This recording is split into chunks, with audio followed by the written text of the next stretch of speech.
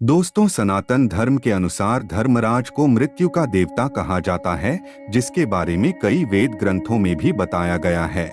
लेकिन क्या आपको पता है, जो स्वयं सबकी आत्मा को मृत्यु लोक ले जाते हैं, उस यमराज की भी मृत्यु हुई थी? जी हाँ, आज की इस प्रस्तुति में हम आपको उनकी मृत्यु का पूरा रहस्य बताते हैं। बता दें कि विश्वकर्मा की पुत्री संज्ञा से भगवान सूर्य के जुड़वा पुत्र पुत्री यमराज और यमुना का जन्म हुआ।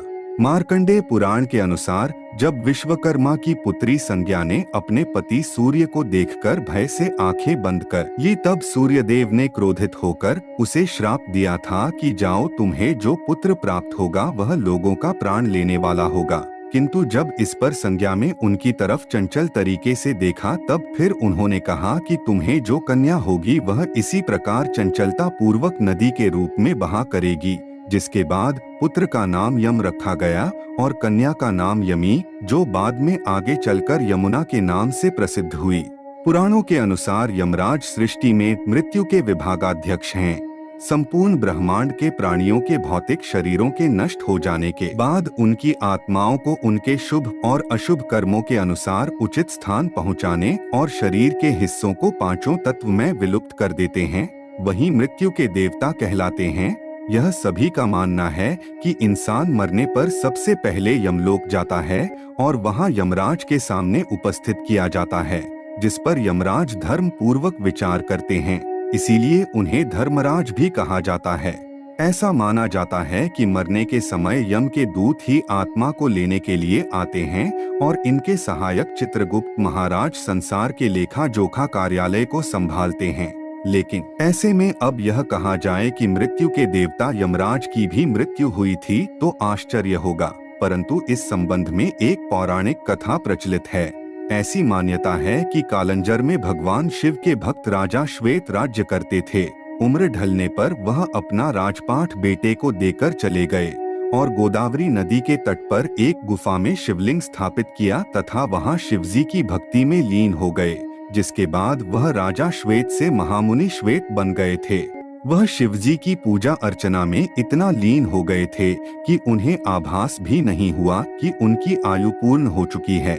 वे अभय होकर रुद्राध्याय का पाठ कर रहे थे और उनका रोम रोम शिव के प्रति निधित्व हो रहा था। वहीं जब मृत्यु निकट आई तो यमदूतों ने मुनि के प्राण लेने के लिए गुफा के भीतर प्रवेश किया, तो गुफा के द्वार पर ही उनके अंग शिथिल हो गए।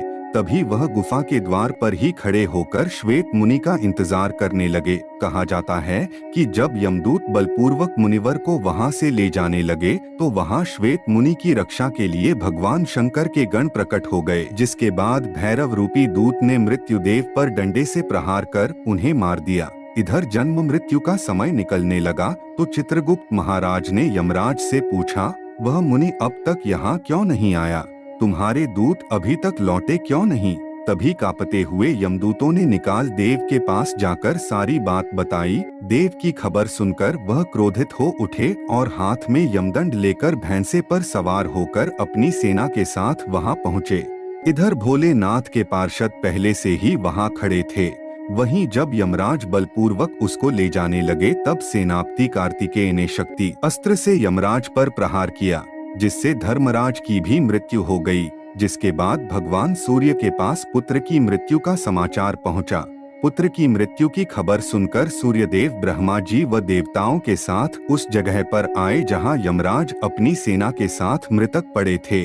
तब सूर्य देवी समस्या के समाधान के लिए श्री नारायण के पास गईं। विष्णु ने भगवान शिव की तपस्या कर उन्हें प्रसन्न करने का सुझाव दिया।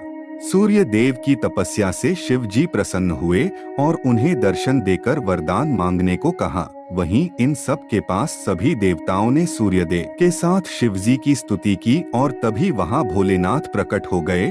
भगवान को देखकर देवताओं ने कहा कि भगवान यमराज सूर्य के पुत्र हैं, वे लोकपाल है और आपने ही इनकी धर्म अधर्म व्यवस्था के नियंत्रक के रूप में नियुक्ति की है। इनका वध सही नहीं है, इनके बिना सृष्टि का कार्य संभव ना हो पाएगा। कृपया आप सेना सहित इन्हें जीवित कर दे, नहीं तो अव्यवस्था फैल जाएगी।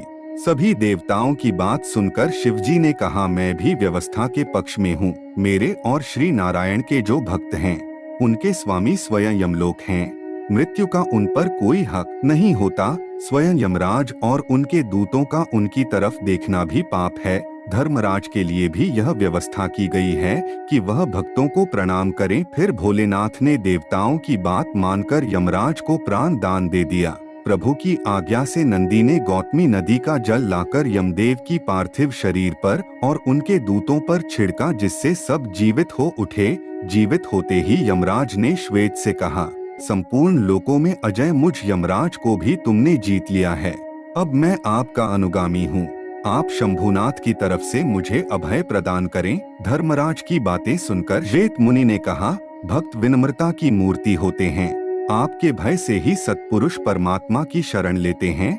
उनकी बातें सुनकर प्रसन्नता से यमराज अपने लोक चले गए और शंकर जी ने श्वेत मुनि की पीठ पर अपना वरदहस्त रखते हुए कहा, आपकी शिवलिंग उपासना धन्य है।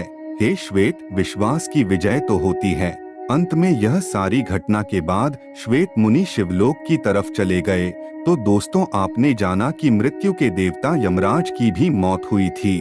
अगर आपको पहले से किसी बात की जानकारी दी तो हमें नीचे कमेंट करके जरूर बताएं।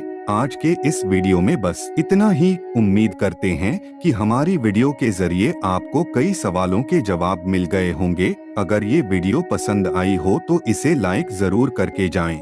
वीडियो को अंत तक देखने के लिए आपका बहुत बहुत शुक्रिया।